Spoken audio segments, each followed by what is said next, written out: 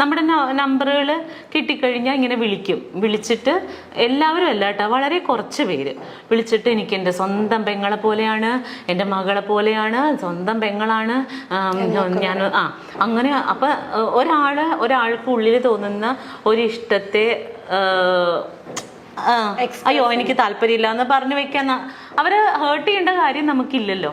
അപ്പൊ ചേട്ടാ thank you എന്ന് പറഞ്ഞ് വെക്കും. പിറ്റേ ദിവസവും വിളിക്കും പെങ്ങളുടെ സുഖം അന്വേഷിക്കാൻ. എല്ലാ ദിവസവും വിളിക്കും പെങ്ങളുടെ സുഖം അന്വേഷിക്കാൻ.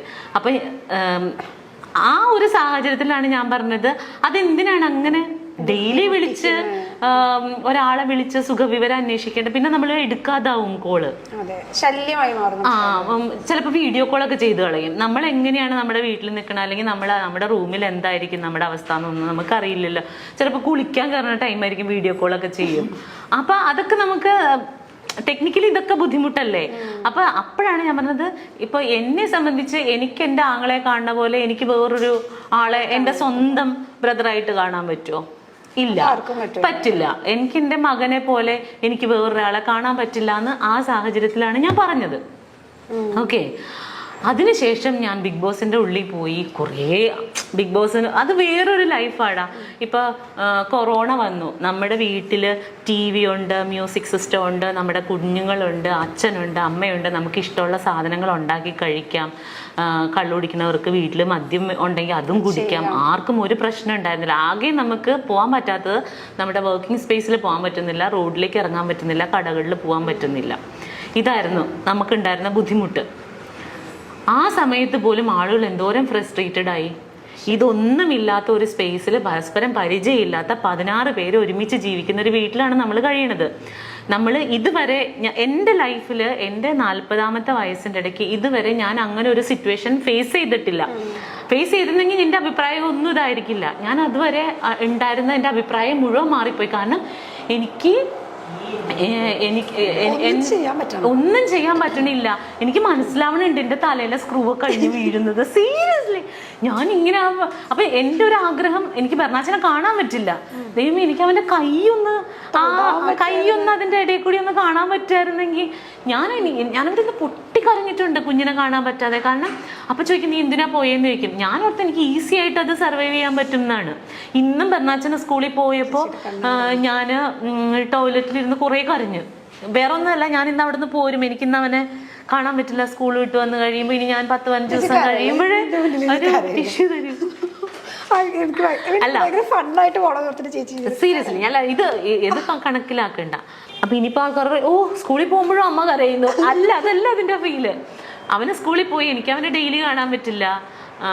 അപ്പോൾ ഇനിയിപ്പോൾ വൈകുന്നേരം സാധാരണ ഞാൻ ഇവിടെ ആണെങ്കിലും വീട്ടിലുണ്ടാവും ഞാൻ അവൻ വരുമ്പോൾ, അല്ലെങ്കിൽ രാത്രി ഞങ്ങൾ ഒരുമിച്ചാണ് ഉറങ്ങണത്. ഇന്ന് മുതൽ ഇനി അത് പറ്റില്ല. ഇന്നിപ്പോൾ ഞാൻ പോകുമല്ലോ. അപ്പം എനിക്ക് അവൻ പോകുമ്പോൾ ഒരു തിങ്ങലാണ്. ഇതിൻ്റെ 100 ഇരട്ടിയാണ് ഞാൻ ബിഗ് ബോസ് വീട്ടിൽ വെച്ച് അനുഭവിച്ചത്. അവിടെ വെച്ചിട്ടാണ് ഈവൻ ഫുക്രു, ഞാൻ പറഞ്ഞത് സത്യമാണ്, അവിടെ വെച്ചിട്ട് എനിക്ക് ബെർണാച്ചനായോ എന്നുള്ളതല്ല, ആ ഒരു സ്ഥലം ഫില്ല് ചെയ്യാൻ വേണ്ടിയിട്ട് ഈ കുട്ടി എന്നെ ഒരുപാട് ഹെൽപ്പ് ചെയ്തിട്ടുണ്ട്. ബെർണാച്ചൻ എന്നെ ഡി മഞ്ജു പത്രോസ എന്നൊക്കെ പറഞ്ഞ് എൻ്റെ മോൻ വന്ന് വിളിക്കും. അതുപോലെയൊക്കെ ബെർണാച്ചൻ അതുപോലെ ഇവൻ ഫുക്രപ്പം വന്നിട്ട് ഡി മഞ്ജു പത്രോസ എന്ന് വിളിക്കുമ്പോൾ ഞാൻ പെട്ടെന്ന് അയ്യോ എനിക്ക് കൊച്ചു വിളിക്കുന്ന പോലെ തോന്നും. അതുപോലെ ഇപ്പൊ എനിക്ക് ഫുഡൊക്കെ ഭയങ്കര ഇഷ്ടമാണ്. അപ്പോൾ ഇന്നലെ ബെർണാച്ചൻ ചോറുണ്ട് കഴിഞ്ഞപ്പോഴത്തേനും ഞണ്ടൊക്കെ എനിക്ക് ഭയങ്കര ഇഷ്ടമാണ്. അപ്പൊ അവൻ ചോറുണ്ട് കഴിഞ്ഞപ്പോൾ അതിൽ നിന്ന് ഒരു കഷ്ണം ഞണ്ടെടുത്ത് എനിക്ക് തന്നു. എനിക്കിഷ്ടമാണെന്ന് അറിഞ്ഞോണ്ടാ. അതുപോലെ തന്നെ ഇവൻ കറിയൊക്കെ വെച്ചിട്ടുണ്ടെങ്കിൽ എനിക്ക് ചിക്കനൊക്കെ ഇഷ്ടമായതുകൊണ്ട് ഇവൻ അവന്റെ ചിക്കൻ പീസ് എനിക്ക് തരുന്നുണ്ട്. എന്റെ പപ്പടം എടുത്തോണ്ട് പോവും. അവൻ അതാ ഇഷ്ടം. അപ്പോൾ അങ്ങനെ ഒരു റിലേഷൻഷിപ്പ് അവിടെ കിട്ടിയത് കാരണം എനിക്ക് പെട്ടെന്ന് ബെർണാച്ചനായിട്ടാണ് റിലേറ്റ് ചെയ്യാൻ പറ്റുന്നത് അവനെ എന്ന് വിചാരിച്ചിട്ട്. അവൻ എൻ്റെ മകനായിട്ട് ഞാൻ ദത്തെടുത്തു എന്നല്ല അതിൻ്റെ അർത്ഥം. ഇതൊക്കെ സാമാന്യ ബോധമുള്ളവർക്ക് മനസ്സിലാകും, ഇല്ലാത്തവരോട് പറഞ്ഞിട്ട് കാര്യമില്ല. അപ്പോൾ ഇതിപ്പോൾ ദയക്കും കേൾക്കുകയാണെങ്കിൽ ദയക്കും കൂടി മനസ്സിലാവട്ടെ എന്ന് വിചാരിച്ചിട്ടാണല്ലോ. ദയ അപ്പം അതിനകത്ത് ചോദിച്ചു എന്താണ് ഓന്ത് നിറം മാറുന്നത് പോലെ നിറം മാറുന്നവളാണോ എന്നൊക്കെ ചോദിച്ചു. ദയനോട് പറയണ ഓന്ത് നിറം മാറുന്ന പോലെ നിറം മാറിയതൊന്നുമല്ല, ഇതാണ് ഇതിൻ്റെ വാസ്തവം. അപ്പം പറഞ്ഞ പോലെ അവിടെ വെച്ചിട്ട് ദയക്ക് അറിയാമായിരുന്നെങ്കിൽ ചിലപ്പോൾ മനസ്സിലായിട്ടുണ്ടാവില്ല പുറത്ത്. പിന്നെ നിലനിൽപ്പിന് വേണ്ടിയിട്ട് ഓരോരുത്തരും ഓരോന്ന് ചെയ്യല്ലേ. അപ്പൊ ദയ അത് ചെയ്തോട്ടെ, കുഴപ്പമില്ല. എനിക്ക് പ്രശ്നമില്ല. Seriously no issues. Okay, next one. വെറുതെ പത്രാസ് അടിക്കല്ലേ എന്റെ മഞ്ജു. അത് അങ്ങനെ പറഞ്ഞിട്ടുണ്ടോ? അതെന്താണാവോ? ചിലപ്പോ ഒരു മഞ്ജു പത്രോസ് അതായിരിക്കും, ഒരു പ്രാസത്തിന് വേണ്ടി പറഞ്ഞായിരിക്കും. പാവം. പോട്ടെ, ക്ഷമിച്ച്. അതൊക്കെ ഒന്നും കുഴപ്പമില്ല. നെക്സ്റ്റ് വൺ, അത് നല്ലതാട്ടോ. വരും കാലത്തെ ലളിതാമ്മ. ഓക്കെ, എന്താ മഞ്ജു ചേച്ചിക്ക് നാഷണൽ അവാർഡ് കിട്ടാതെ? എന്റെ കർത്താവേ, അങ്ങനെ ഒന്ന് ചോദിക്കല്ലേ. ഞാൻ അതിന് മാത്രം വലിയ കാര്യങ്ങളൊന്നും ചെയ്തിട്ടില്ല. നാഷണൽ അവാർഡ് കിട്ടാൻ പാകത്തിനൊന്നുമുള്ള അങ്ങനെ ഒരു നല്ല ക്യാരക്ടറോ. അതെന്താ അറിയോ, ഇപ്പോ നമ്മുടെ ഇൻഡസ്ട്രിയിൽ നിൽക്കുന്ന എല്ലാ ആർട്ടിസ്റ്റുകളും നല്ല ടാലന്റഡ് ആയിട്ടുള്ളവരാണ്. പക്ഷെ ചിലർക്ക് നല്ല ഓപ്പർച്യൂണിറ്റീസ് കിട്ടും. ഇപ്പൊ എനിക്ക് അഭിനയിക്കാൻ കഴിവുണ്ട്, ഞാൻ എൻ്റെ വീട്ടിൽ പോയിരുന്ന് അഭിനയിച്ചിട്ട് വല്ല കാര്യമുണ്ടോ? എനിക്കിപ്പോ ചിലപ്പോ അല്ലെങ്കിൽ ഇപ്പൊ ആർക്കാണെങ്കിലും ഇപ്പൊ ലളിതാമ്മ ചെയ്ത പോലെയുള്ള നല്ല ഡെപ്ത് ആയിട്ടുള്ള ക്യാരക്ടർ ഈസി ആയിട്ട് ചെയ്യാൻ പറ്റുമെന്ന് വിചാരിക്കുക. എനിക്കിതിപ്പോ ഒരവസരം കിട്ടിയാലല്ലേ എനിക്കിത് ചെയ്ത് കാണിക്കാൻ പറ്റുള്ളൂ. അപ്പൊ ചിലപ്പോ ഇത് എഴുതുന്ന ആളുകൾക്ക് നമ്മളിൽ അത്ര വിശ്വാസം ഉണ്ടാവില്ലായിരിക്കും, അതുകൊണ്ട് തരില്ല. അല്ലെങ്കിൽ അത്തരത്തിൽ കഥാപാത്രങ്ങൾ ജനിക്കുന്നുണ്ടാവില്ല. പിന്നെ ഒരെണ്ണം ജനിക്കുമ്പോൾ കുറച്ചും കൂടി ബെറ്റർ ആയിട്ടുള്ള ഒരാളിലേക്ക് പോവായിരിക്കും. അപ്പോൾ എപ്പോൾ ചെയ്യുന്നോ വിധി ഉണ്ടെങ്കിൽ കിട്ടും. അങ്ങനെ എന്നെ സംബന്ധിച്ച് എനിക്കെല്ലാം ബോണസാണ് കേട്ടോ.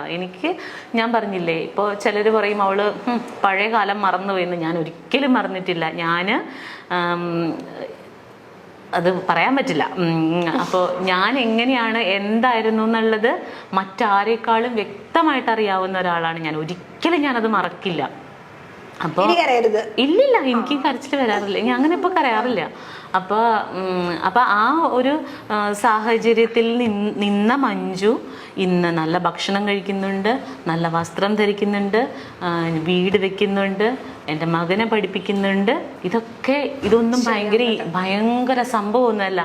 എനിക്ക് കിട്ടുന്ന ഗിഫ്റ്റാണ് ഇതൊക്കെ.